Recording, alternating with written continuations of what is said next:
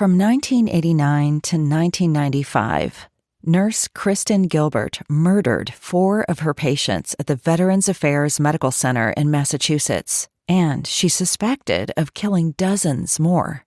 On Mind of a Monster, a podcast from ID, criminal psychologist Dr. Michelle Ward dives into Kristen Gilbert's twisted mind to try and find out why she killed her patients and how she was able to do it in front of her colleagues. She speaks with detectives, journalists, nurses, and victims' families to unpack Gilbert's life and crimes on Ward C.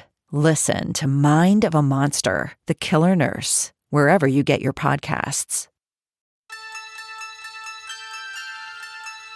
Never go to the second location. Always trust your gut. Hello, my name is Chrissy Champagne. You are listening to Residue, a true crime podcast dedicated to keeping you paranoid. Residue is not just another true crime podcast, but a necessary tool for those who want to understand the dangers lurking in the real world. And as you guys might already know, we are now switching up the format for Residue. We're niching down. We are going to concentrate on movies, made-for-TV movies or theatrical releases that were inspired by true crimes. And then I will tell you the true story behind that film. You know that Residue is created, hosted, written, researched, edited, and produced by me, Chrissy Champagne. I'm doing it all by myself here, guys, so thank you so much for joining me. You can also join me on Instagram at Residue Podcast, Facebook, Residue A True Crime Podcast, or TikTok at Residue Podcast. And as I always say, the best thing you could possibly do for any podcast that you love is leave a 5-star review. Residue, big news. Residue has joined forces with the network Black Cat. I'm so excited. So Black Cat is a network that was created by Ashley and Ricky of the podcast that I adore, Crime Salad. If you have never listened to Crime Salad, I'm going to need you to go on over there when you finish this episode. And I just wanted to share that with my crew over here because I have been walking on air with this news. Thank you so much for being here today. Today we're going to talk about a very popular movie. I know we usually tend to go back in time with these movies, but we're going to talk about a 2024 made-for-television film starring Lisa Rinna. And I know some people got their opinions about Lisa Rinna, but I love me some Lisa Rinna. So I was so excited to find out that there was this Lifetime movie that I didn't know about, which is crazy to me. So, Mommy Meanest came out before the Netflix documentary Unknown Number, The High School Catfish. And if you have not watched that Unknown Number documentary, I don't know what you're doing. Seriously, go directly to your Netflix account and turn that documentary on when you finish listening to me. And even if you figure out who the big catfish is, or if you already know, because I'm sure almost everyone in the world already knows, you're still going to be shocked. I mean, it's appalling to watch that. And I thought, you know what, let's get this one right on the list of movies we've got to talk about. I know I'm a little behind the trend here on talking about the High School Catfish, but deal with it. We're about to get started, but you know I gotta sing first. And I thought in honor of joining Black Cat, we're gonna sing some Janet Jackson because the second that I learned I'm gonna be a part of this network, I have been walking around my house just being like, Black Cat, Nana's on and bow. Better watch your step or you're gonna die. Now, I don't know all the words, so I just like walk around like pretending like I'm like dancing like Janet Jackson, circa like Rhythm Nation, the If video. Yeah.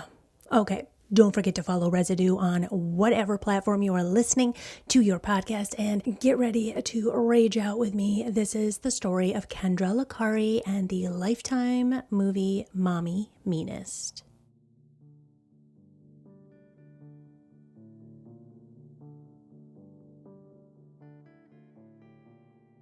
Mommy Meanest is a Lifetime original thriller that was released in 2024.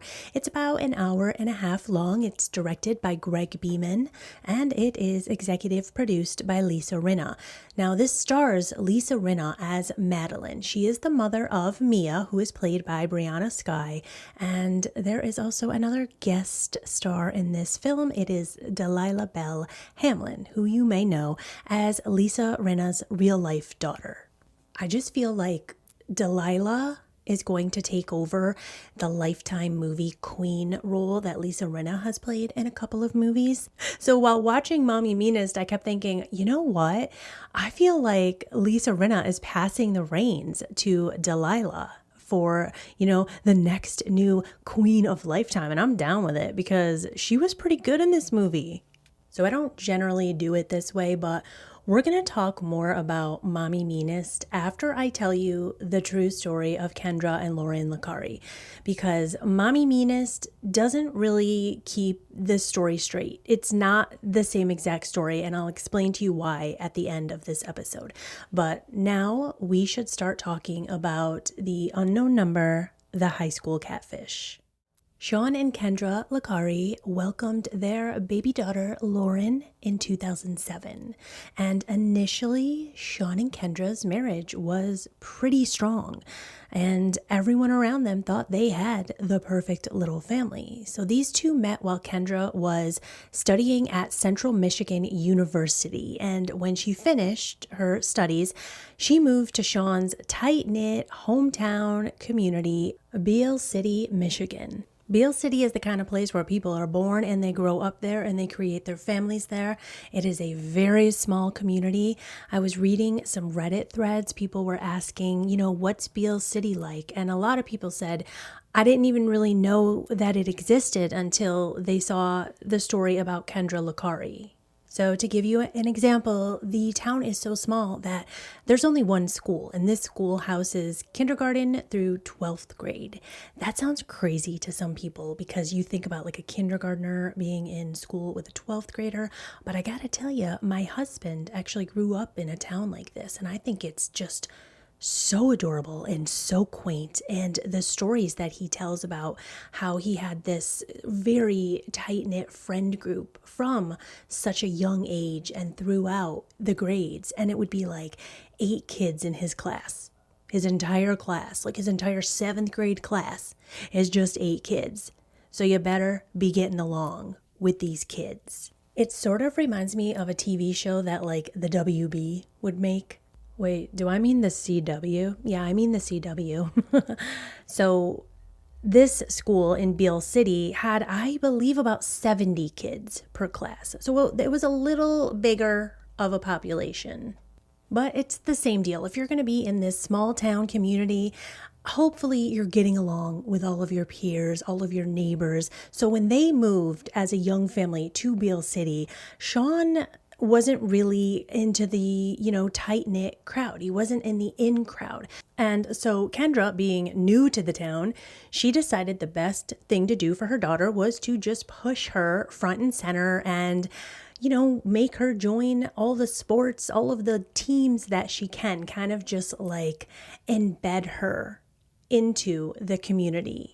And Lauren grew up to be a fantastic athlete. She thrived in many sports. She played basketball, and Kendra, her mother, was even a coach for the basketball team. And sometimes she would be a voluntary scorekeeper. So things seemed to be going great for the Licari family. Sean was working as a mechanic, and Kendra was working in IT, and Lauren was just head over heels in love with the first love of her life, Owen. So Lauren is dating Owen McKinney. And these two have known each other since they were little, and around 12 or 13, they're dating.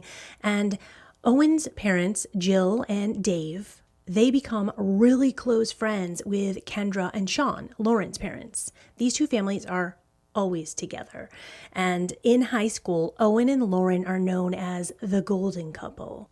So I don't know if that was always a good thing for them, because most people thought, oh my God, they're so cute. They're so adorable. They're the golden couple. But then you would have, some other students, some other girls, some friends who were like, oh my God, the golden couple. You get my drift. Okay, there's a popular group of girls. They are Sophie, Chloe, and Macy. And Sophie, Chloe, and Macy are really great friends with Owen. But these three girls do not dig Lauren's vibe at all. As Sophie put it, Lauren just always wanted to talk about sports, and we didn't really get along so well. I mean, I guess the girls just felt that Lauren was pretty quiet and distant, and she was kind of in her own world with Owen. And now you gotta remember that this is a small town, parents talk, people gossip, there is a rumor mill, and we're gonna go to October 2020. Now, this is when everything just turns to shit. So in October of 2020, there is this huge Halloween party at Chloe's house. Chloe is one of the girls who is best friends with Owen. Now, Chloe's family throws this party every single year. Huge party in town. Everyone's invited. Everyone except Lauren. So they don't invite Lauren to this party, but Owen invites Lauren to this party. Obviously, Lauren doesn't even really want to go. I mean, come on. How embarrassing is that if you're inviting the entire town and you're not going to invite one of your best friend's girlfriends? So it is 2 weeks before this big Halloween party. There's tension in the air. And all of a sudden, Lauren and Owen get a group text from an unknown number. And it says, Owen is breaking up with you. He doesn't like you. It's obvious he wants me. We are both DTF. Okay, when I first watched this documentary, and this is the first text that you see pop up, and the minute I saw DTF, and I know everyone probably knows what DTF means, but it's a Jersey Shore saying, and it means down to fuck. So the minute I saw that, and this is taking place in 2020, I was like, dude, this is an adult who's sending these messages. But I couldn't figure out which adult. I'll be totally honest with you. I was like, what 12-year-old in 2020 is saying DTF? Another text also says, sorry, not sorry.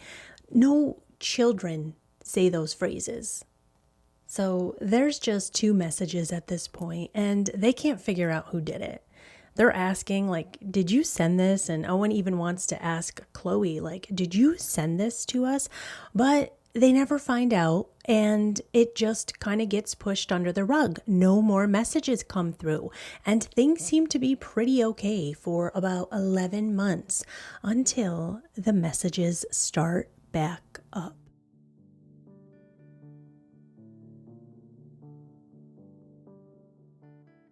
A new school year has begun, and Lauren and Owen start getting the messages again. How's the happy couple? Owen loves me, and I will always be the girl that he loves. So obviously, these two are trying everything they can. They're texting back, they're calling back, they're trying to call to get someone on the phone, but nobody ever answers this phone. And soon, the text messages start referring to Lauren as Lo, and that is a private nickname that only people close to her know. So now they have a clue. You are worthless. You fucked up his life so bad, and his family hates you for it. I mean, it doesn't stop. It's nonstop. Sometimes it's 30, 40, 50 texts a day. And sometimes these texts are referring to certain things that Lauren's wearing or certain things that happened in school that day. So Owen shows these texts to his friend group, Macy, Chloe, and Sophie. He shows it to them, and they are all trying to figure out, where's this coming from? And they're thinking, you know what? Whoever it is knows certain things that we're saying. So the three of them, plus Owen, decide to start saying certain things around random people. And if these things show up in the text messages, it's got to be this person or this group of people. And Chloe, Macy, and Sophie are actually suspecting Lauren. They are thinking Lauren must be sending these texts to create this closeness with Owen. These texts are getting worse. They're getting very sexual, very graphic. I was going to read some of them to you, but I can't bring myself to do it. These were texts that were being sent to 12-year-old children. They are talking about sex. BJ's is mentioned a lot. Fingers, you just take it from there. But these are all being sent to Lauren and Owen, specifically telling Lauren that Owen wants to do all of these sexual things with whoever this unknown number is. So the four parents sit down with the school, and they are starting to realize that some of these messages happened during school hours. So the superintendent and the principal, they get together with the parents and they start saying, maybe we could set up some system where Lauren sends us a screenshot of a text right when she gets it, and we'll watch the surveillance cameras and see who's sending text at that moment. I mean, they talk about this in the documentary, but to me, that sounds pretty difficult to do. I don't know. And obviously, the school is like, just take your kids' phones away. What are you doing, I mean, that was my question too. And Owen's parents did actually end up taking his phone from him every single night, because he was getting 30, 40, 50 texts a day. And they were like, at night, give us your phone. Which, I mean, he's a 13-year-old kid at this point. He just wanted to have his phone. He finally got one. And now that little, piece of freedom is being taken away from him. So when the four parents sit down with the school superintendent even says, listen, I am a grown-ass man, and I read these texts and they made me blush, because these texts are disgusting. Some new texts start coming in, and these are, degrading Lauren, degrading the way that she dresses, body shaming her. We staying at a hotel with him Thursday and your sorry ass won't be there. He wants sex, BJ's, and making out. I mean, obviously, this is a lot for a 13-year-old to handle. Lauren is starting to suspect, Owen, are you doing something with someone? What is going on? And the couple just starts to dissolve. They can't handle it anymore. And Owen actually feels like, you know what? Maybe if we break up, this will stop. That will solve everything. And maybe one day down the road we can try this again, but we have to figure out how to end this now. So they break up. And the messages get worse. They're going at Owen and Lauren 10 times harder now. And this time, they are saying things that are just unbelievable to me. These messages are telling them to end their lives, telling Lauren that Owen's life would be better if she were dead. And Lauren hits the lowest point of her life. She can't handle it. She has no idea how to handle this situation. Someone is telling her to end her life. 13 years old, she's getting nonstop messages like, you're the worst. You should quit, get hurt, and be done. Now, this text makes Lauren think, wait a minute, what do you mean get hurt? They are watching her games, her basketball games. So now Lauren knows, okay, I can kind of narrow this down if I really think. So more texts keep coming in, and these texts know specific details about this one basketball game. They know how many points Lauren scored, how many points other people on the team scored, and they mention a specific point, like 13 points. And so Lauren's mom is the voluntary scorekeeper. So she goes through the list and she looks and she's like, oh, guess who scored 13 points this game? Chloe, Owen's best friend. Now, to everyone, oh, okay, yeah, Chloe looks like the perfect suspect. The thing is, though, and Chloe's friends even say this during a short interview with the sheriff at the school, Chloe's dad is a police officer. Chloe would be smarter than this. Chloe's not going to text someone, I scored 13 points today and you didn't. It's like, that's a little too obvious, you guys. But they all say Chloe and Owen were always best friends, even before he met Lauren, and they kind of even liked each other a little bit. Chloe had a huge crush on Owen, but Lauren came into the picture, and that is when Chloe starts being mean to Lauren. I mean, they're even on the same basketball team together, but they don't hang out, they don't get along. So Chloe's looking like suspect number one here. And here's the other thing. A lot of the texts that are coming through refer to a group of people. They say things like, finish yourself or we will. There's one that says, we will make every day fucking miserable for you. And Chloe had a little trio at school. She had Macy and Sophie. So to police, this looks like, oh, okay, obviously it's her. And it didn't help that Chloe's family goes on vacation to Florida. And the minute that family hits the state lines of Florida, texts are coming through to Lauren's phone, to Owen's phone from a Florida area code. So Chloe's getting blamed for this, and Chloe's dad is like, you know what? Screw this. We're going to just take your phone and we're going to do a forensic download. It's called a dumping. And Chloe agrees. She's like, let's do it because I am definitely not sending these messages. So Chloe gets her phone dumped and they still keep receiving messages. Everybody keeps receiving them.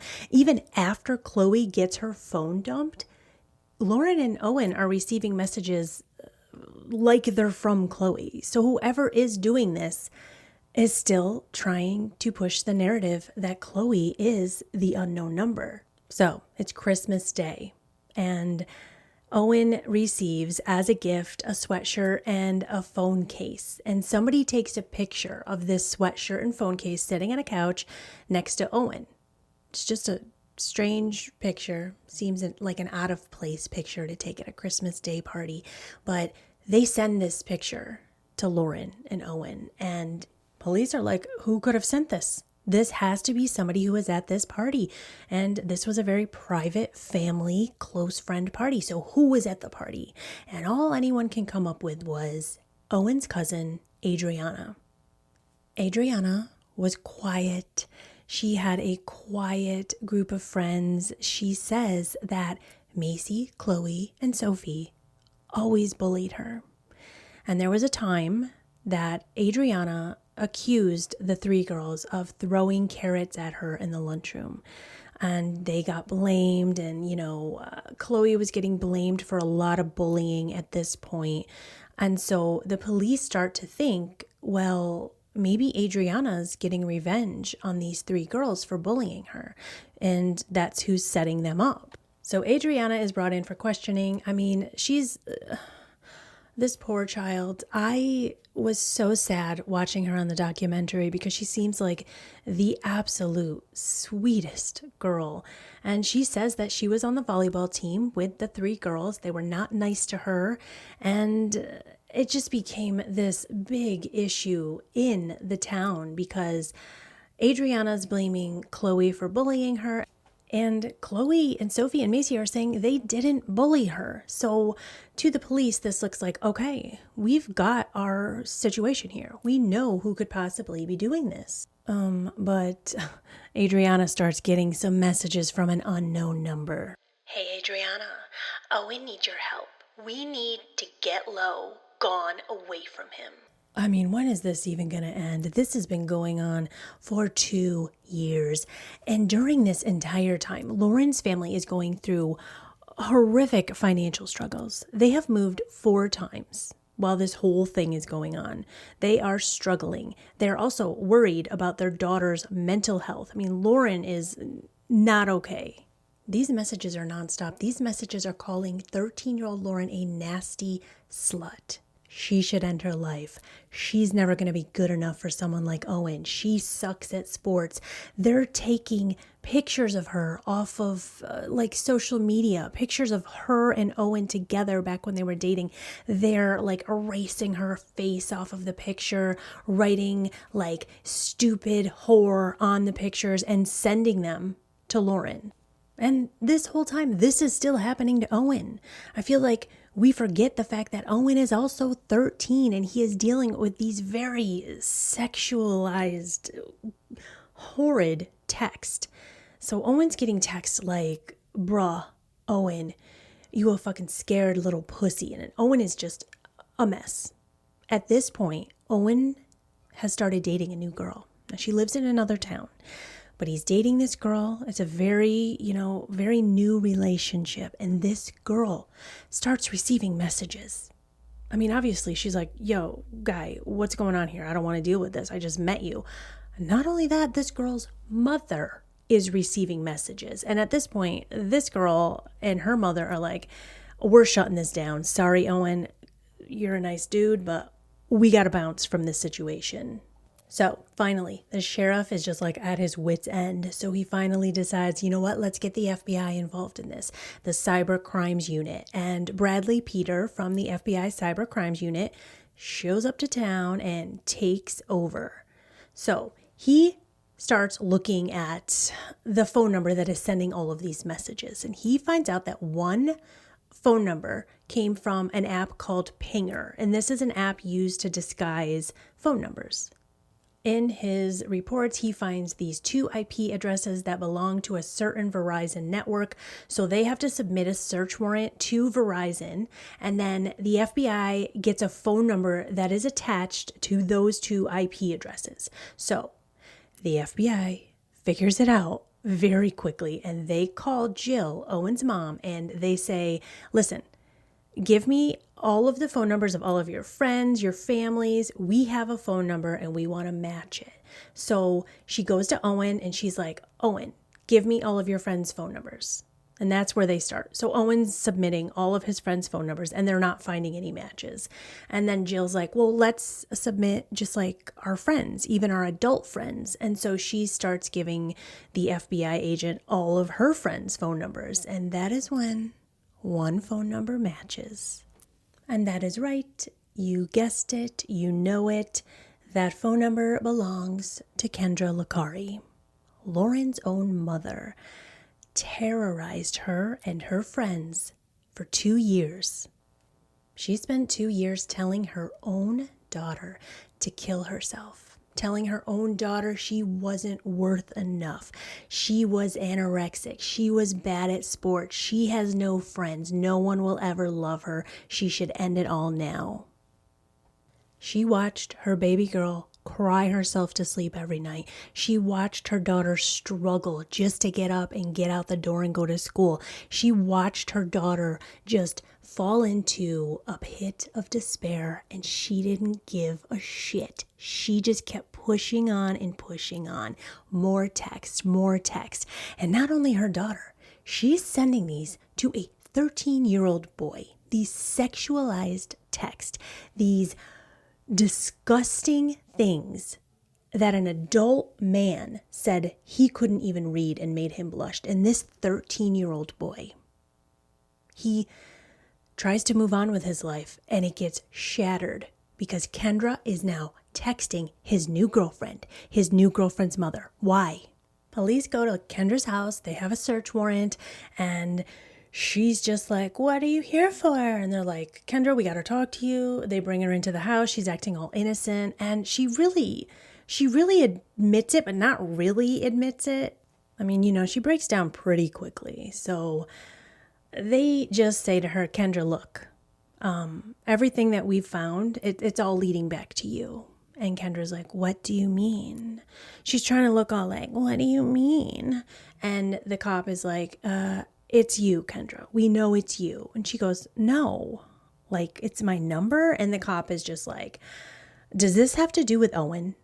Do you have an infatuation with Owen? And that's when Kendra goes, no, nothing like that.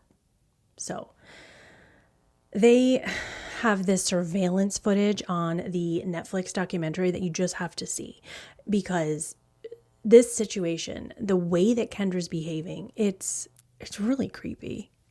I mean, right away, Kendra's like, well, listen, I didn't do those first messages. I didn't do the ones that came around October 2020 for the Halloween party. But I really wanted to know who was doing the messages. So I decided that maybe I should start texting some messages, and then maybe the kids will start to talk and they'll start to figure it out on their own. And you watch someone like her say this straight to a police officer, straight to a camera crew during a documentary filming. And you're like, do you really believe your own lies, don't you?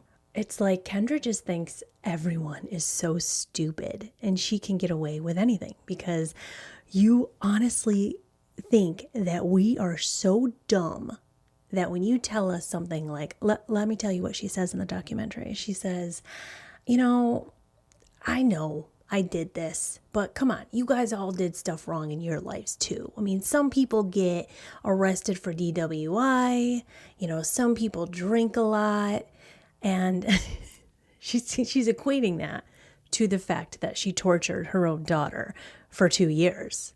And she thinks it's okay because we all, listen, we all make mistakes. And police want to tell Lauren what's going on, but they want to talk to her without Kendra there. But Kendra insists she wants to sit there. So they tell Lauren, it's your mom that's been doing this, like right with Kendra in front of her. And Kendra just starts hugging Lauren in this awkward way, like, I'm so sorry. It was me. Come on, don't get mad. Let's have cookies later and watch Gilmore Girls. I mean, honestly, it's some really pretty sad and depressing footage.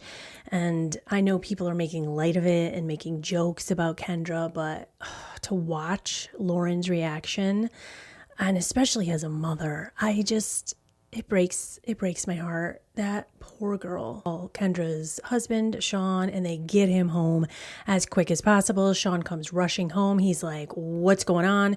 They tell him. He's just dumbfounded. I mean, that man wants to rage out, but he's keeping his cool.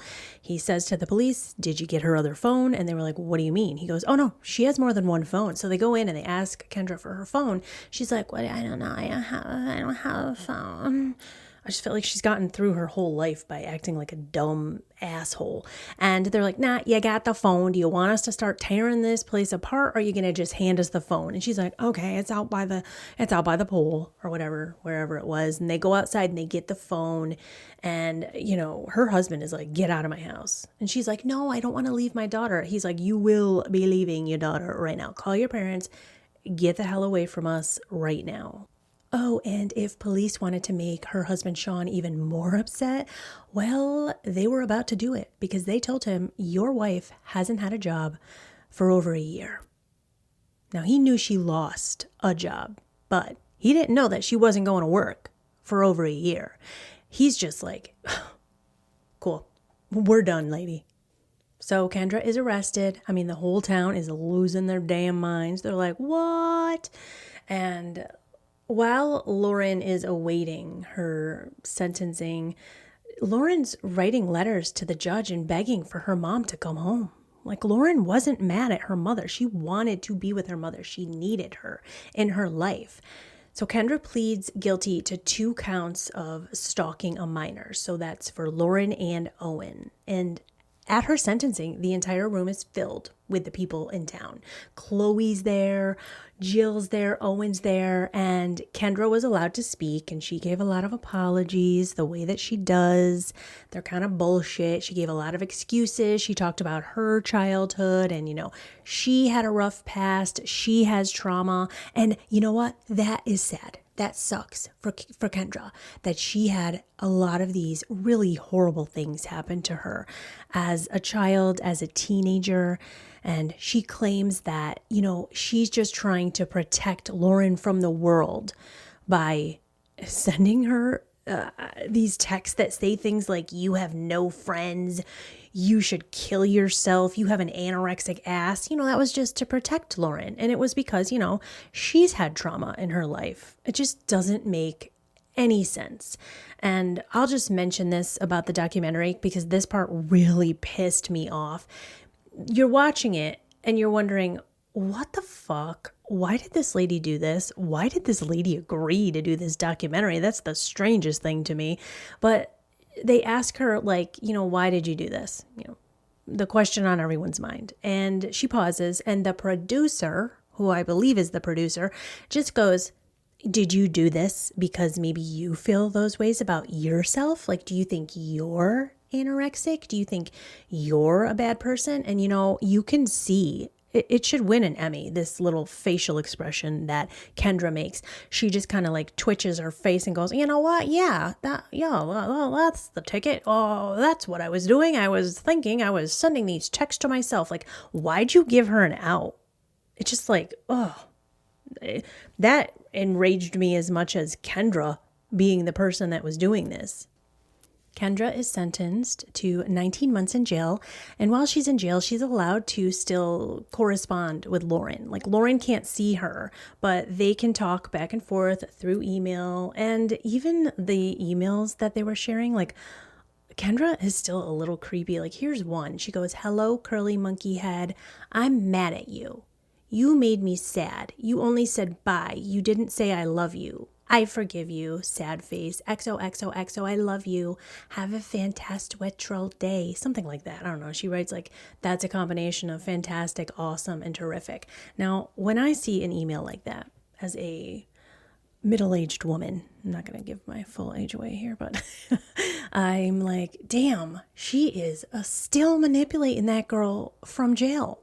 Like, I'm mad at you. You only said bye. You didn't say I love you. Don't talk to her like that. But Lauren is still so young. She doesn't, I just kept thinking, man, I cannot wait until Lauren gets out of that town. She goes to college. She finds a group of people where she can just be herself, and she starts experiencing the world and other people, and she realizes that what her mother does to her is not right. It is not okay. So Jill and Owen, in the documentary, they do discuss the fact that Kendra was very strange around Owen, and that she would even go to his sporting events when he was broken up with Lauren and they weren't even talking anymore. Kendra would still show up to his games. She would ask the family if she could come to the games. And Owen even said that Kendra made him feel really uncomfortable, that she would do weird things like cut his steak up for him while they were having dinner. He said that it never felt like she was my girlfriend's mom. It felt like she liked me. So a lot of viewers started noticing that, maybe Kendra had an infatuation with Owen, just like the police officer asked her. And she said, no. But there was an article published in Elle, and they noted that there was a small detail in the documentary that a lot of viewers did notice. So this is after Lauren and Owen break up. Owen moved to a new town, and this is why he met a new girlfriend. So this new girlfriend that we talked about, and her mother, who started receiving all of these messages to back off of Owen, and that Owen is ours, is what some of the messages used to say. So if Kendra's going to say that the only reason she did this was to save Lauren, to help Lauren, and also to figure out who sent the first two messages, which is completely absurd. If that is what she's going to say is the reason that she did this, then why did she start going after Owen's new girlfriend and his mother? Why did she care anymore about Owen? Kendra targeted Owen's new girlfriend a full year after he and Lauren were already broken up. And there was a popular Reddit thread discussing this detail, with one writer saying that this single detail proves this had absolutely nothing to do with protecting her daughter and everything to do with her own predatory obsession with Owen. So Kendra is out of prison, and everyone wants to know, where is she now? In January of 2025, The Cut published a feature about this case. And at that time, they said it was unclear if Kendra was employed. They did know that she was living with a family near Detroit, Michigan. And then the other question on everyone's mind, why did Kendra participate in this documentary? They say it was a last-minute decision on Kendra's end. They said that it was a really long process with Kendra to get her to do this, and she ultimately agreed to speak about questions surrounding the case. And they said that that was appealing to her to sit down and tell her story from her perspective, and that Lauren could see that she sat down and she took responsibility for this. Lauren said, "I think I want to trust my mom now, but I don't think I can. Now that she's out, I just want her to get the help that she needs, so when we do see each other, it doesn't go back to the old ways and how it was before." I just feel for Lauren, and this is one of those stories that you can't wrap your brain around. Like, literally unbelievable. So let's talk about some of the differences in the Lifetime movie Mommy Meanest. So in the movie, Lisa Rinna plays the character of Madeline, who is Kendra. So Madeline and her husband, Eric, are divorced. They start off right away with that. Also, her daughter is named Mia. That is the character of Lauren. And Mia has been bullied her whole life through school. And now her mother, Madeline, gets this job in this really fancy, upscale private school as a music teacher. And that means that Mia gets to go to school for free, but they're not a rich family. So Mia gets picked on a lot. And it's sort of like what happened to Adriana in real life. Adriana being Owen's cousin, who said that Chloe and Macy and Sophie were always picking on her. So in Mommy Meanest, Mia's getting picked on. Lauren. It's a lot of names I'm throwing at you here. So she's getting picked on, but she turns her story into this like achievement. She's a kid that was bullied, but in the movie, kids throw pennies at her. In the documentary Unknown Number, they were throwing carrots at Adriana. So they're throwing pennies at Mia, but the whole thing is that Mia saved every one of these pennies, and she created a fund to rescue animals. So now Mia is going to go away to college. It's almost the end of the school year, and her mother's freaking out. And her mother starts to realize, my daughter's moving on without me, and I'm never going to see her again. So she finds out that there's this app where you can change your phone number and you can start sending people messages. And so in the movie Mommy Meanest, she starts sending her daughter horrific messages on the same level as the ones that Kendra was sending Lauren. One of the big differences from the true story and the movie is that in the movie, the character of Mia really fights back. She learns that her mom is doing this, and she gets the police involved, and she sets her mom up, and she sends her own mother to jail. She's not taking this at all. And they really push that in the end, the character of Kendra is left by herself. And even in the end, knowing what she did, she doesn't care. She's still making excuses as the movie ends. And I'm convinced that this is how it's going to be for Kendra in real life.